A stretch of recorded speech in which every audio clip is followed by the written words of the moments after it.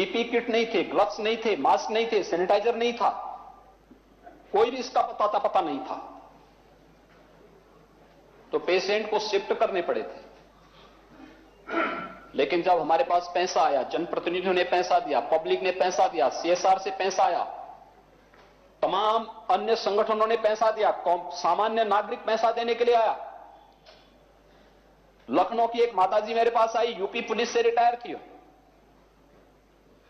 उसने कहा कि मैं अपनी पूरी संपत्ति और जीवन की पूरी कमाई इस महामारी से लड़ने के लिए देना चाहती हूं। मैंने कहा संपत्ति आप अपने पास रखिए, लेकिन पैसा आप देना चाहते हैं तो कोविड केयर फंड हमने बनाया है, इसमें हम इसको ले लेंगे। और उसने पूरा पैसा हमें उपलब्ध कराया, दोनों के लिए, मुख्यमंत्री रिलीफ फंड के लिए भी और प्रधानमंत्री रिलीफ फंड के लिए भी। मैं उन सबका हृदय से आभारी हूं। प्रदेश के अंदर भी, देश के अंदर भी कोरोना से कुछ जाने गई, उनके प्रति विनम्र श्रद्धांजलि भी अर्पित करता हूं। सभी कोरोना, जितने हेल्थ वर्कर्स थे, हमारे कोरोना वॉरियर्स थे, इन सबके द्वारा जो कार्य किया गया, उस कार्य की सराहना भी करता हूं और कार्य के प्रति उनको नमन भी करता हूं। इतनी बड़ी लड़ाई को लड़ने का परिणाम हमारे सामने किस रूप में है? हम लोगों ने जांच की, मैं बात कर रहा था सभापति जी, तो हमारे पास एक भी जीरो टेस्टिंग क्षमता थी। और आज के दिन पर हम लोगों के पास 2 लाख टेस्ट प्रतिदिन करने की क्षमता है। ये हेल्थ इंफ्रास्ट्रक्चर उत्तर प्रदेश के अंदर विकसित किया गया। इसमें सरकार का पैसा कम, सीएसआर से और जन सहयोग से जो धनराशि हमें मिली उसका उपयोग हमने ज्यादा किया। लैब्स बनाई, उसके उपकरण मंगाए गए,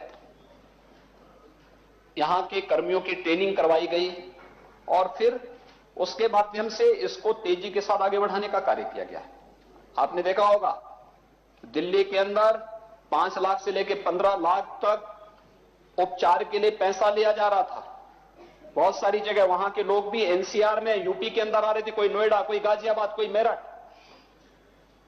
उत्तर प्रदेश में आज भी हम लोग फ्री में उपचार की सुविधा दे रहे हैं। और महोदय, उत्तर प्रदेश की आबादी है 24 करोड़। 24 करोड़ की इस आबादी में हम लोगों ने यहां पे 1.5 लाख बेड तो केवल कोविड के लिए बनाए थे, जहां पे कोविड का उपचार हो सके, लेवल 1, लेवल 2, लेवल 3 के। नवंबर 2020 में हमारे पास लगभग 68,000 एक्टिव केस थे।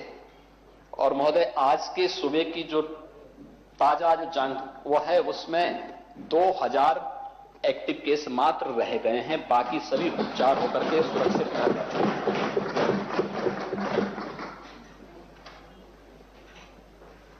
जब कोविड प्रदेश में आया था, प्रदेश के 36 जिले ऐसे थे जहां एक भी आईसीयू बेड नहीं थे, वेंटिलेटर नहीं थे। आज 75 के 75 जनपदों में वेंटिलेटर भी हैं, आईसीयू बेड भी मौजूद हैं। हमारे पास ट्रेन मैन पावर भी वहां उपलब्ध है। और जहां पर बहुत अच्छी विशेषज्ञ स्वास्थ्य सेवाओं का अभाव था, वहां पे हम लोगों ने वर्चुअल आईसीयू भी वहां प्रारंभ किया। एससीपीजीआई से, केजीएमयू से, आरएमएल से, बीएचयू से, एम्स दिल्ली से वर्चुअल आईसीयू भी वहां पर, उस प्रकार की सुविधाएं भी वहां उपलब्ध कराई गई। उस दौरान तमाम संकट भी आए।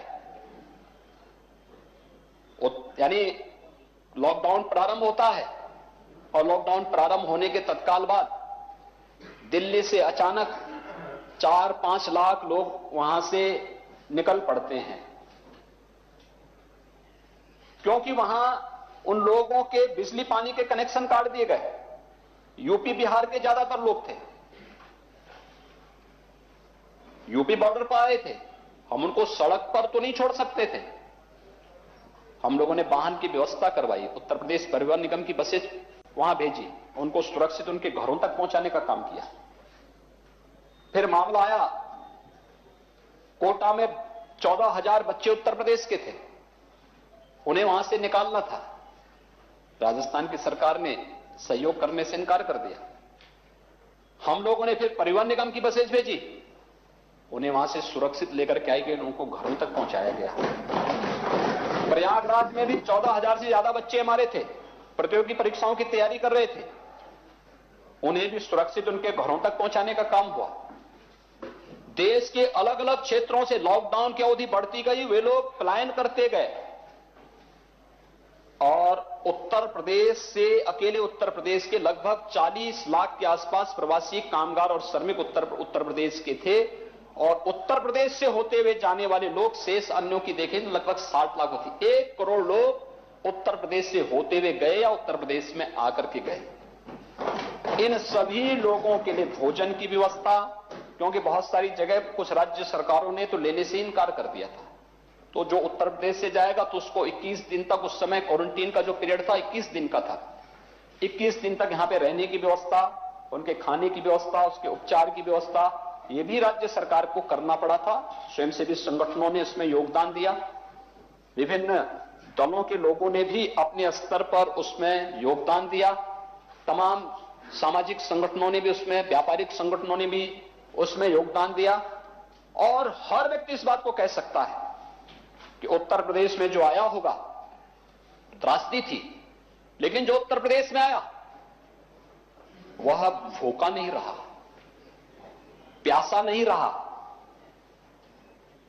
उसको भोजन भी मिला, उसको पानी भी मिला, और जनता उसकी सेवा के लिए लगी रही। और देश के अंदर कहीं आप जाइए, हर व्यक्ति इस बात को मानता है कि उत्तर प्रदेश राज्य ऐसा था जिस राज्य में कोई भी जाके कहीं का भी था, उसको उसकी जाति नहीं पूछी गई, उसकी पाति नहीं पूछी गई, उसको हम लोगों ने किसी भी रूप में कोई उसके साथ दुर्व्यवहार नहीं होने दिया, अपमान नहीं होने दिया। उत्तर